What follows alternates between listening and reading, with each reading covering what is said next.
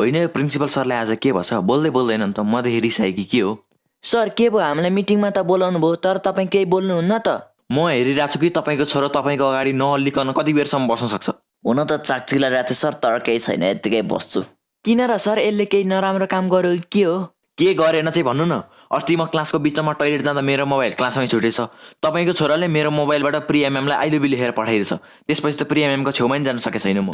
Sir अनि तपाईँ पढाउँदाखेरि जहिले प्रियाको एक्जाम्पल दिनुहुन्छ अनि प्रिया म्यामले मन पराउनुहुन्छ होला भन्ठाने नि त। प्रिया मेरो छोरीको पनि नाम हो। ए त्यसो भए त मैले पो मेसेज हान्नु पर्ने रहेछ है।